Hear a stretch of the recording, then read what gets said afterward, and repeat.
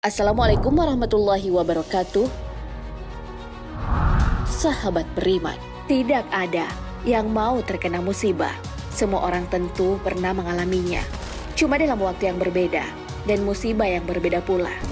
Namun mau bagaimanapun, bentuknya musibah selalu mengandung hikmah di dalamnya. Para korban bencana ternyata mendapat sebuah pesan menyejukkan hati dari Rasulullah SAW. Apakah itu? Mengapa beliau menyampaikan kabar gembira? Lalu bagaimana seharusnya menyikapi bencana yang terjadi?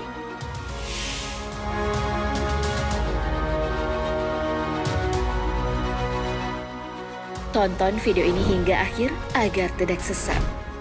Apa pesan Rasulullah SAW?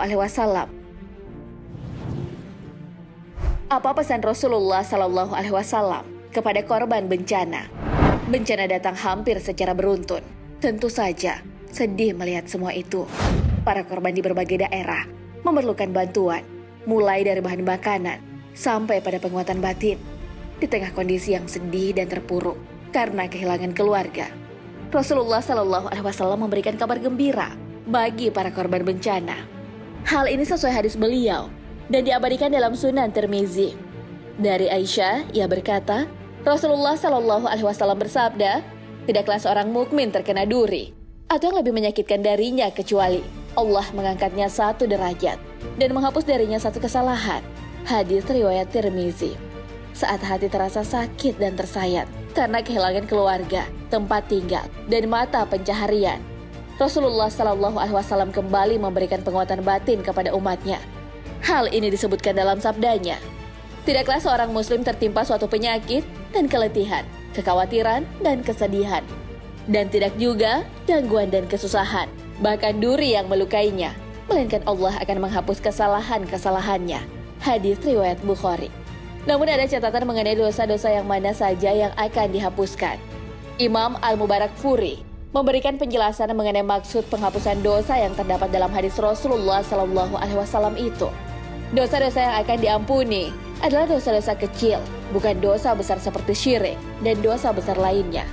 Untuk kategori dosa tersebut dibutuhkan taubat nasuha.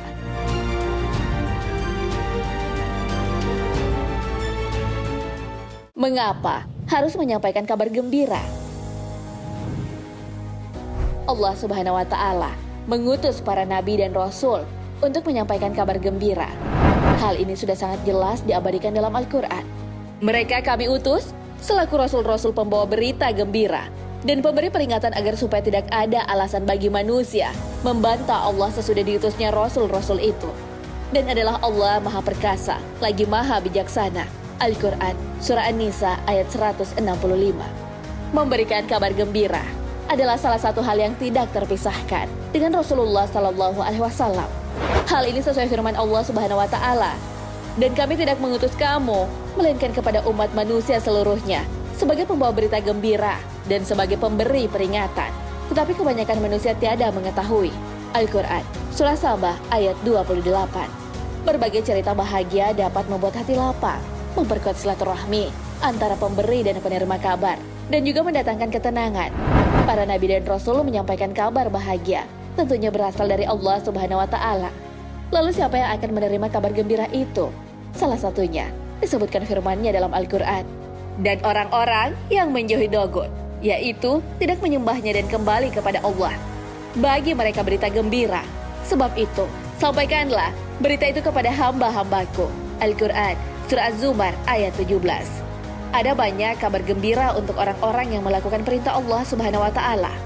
Salah satunya adalah orang yang berjalan di bawah kegelapan menuju masjid dalam rangka beribadah. Hal ini sangat jelas dikemukakan dalam hadis Nabi SAW. Berikanlah kabar gembira kepada orang-orang yang berjalan di dalam kegelapan menuju masjid-masjid, bahwa ia akan mendapatkan cahaya sempurna pada hari kiamat. Hadis riwayat Abu Daud.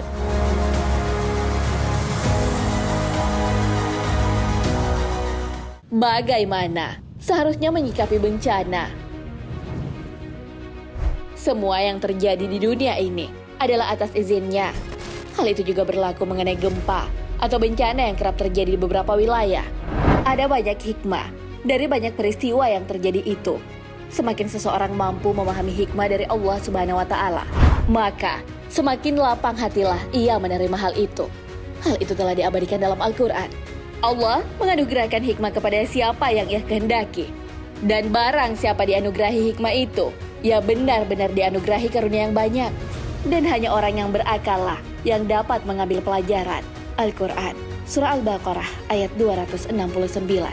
Walaupun semuanya terjadi karena kehendaknya, ternyata semua yang baik-baik itu berasal dari Allah Subhanahu wa Ta'ala.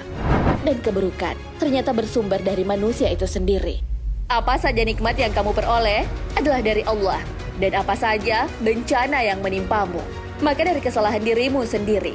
Kami mengutusmu menjadi rasul kepada segenap manusia, dan cukuplah Allah menjadi saksi. Al-Quran, Surah An-Nisa ayat 79.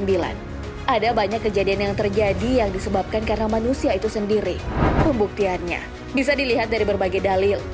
Allah Subhanahu wa Ta'ala mengingatkan atau menegur hambanya dengan berbagai cara. Salah satunya adalah gempa bumi atau bencana.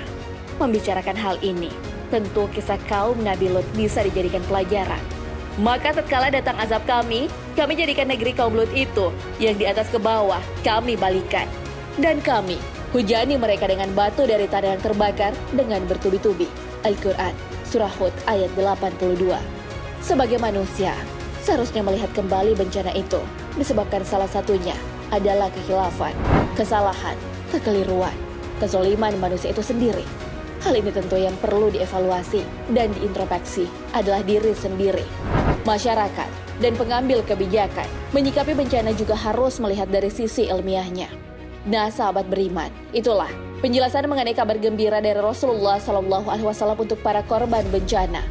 Orang-orang yang merasakan kesakitan dan kepahitan akan diangkat derajatnya oleh Allah Subhanahu wa Ta'ala.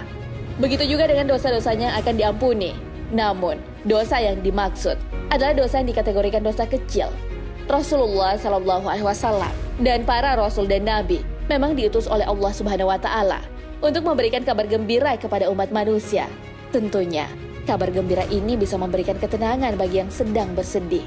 Bencana terjadi memang karena kuasanya dan memberikan banyak hikmah.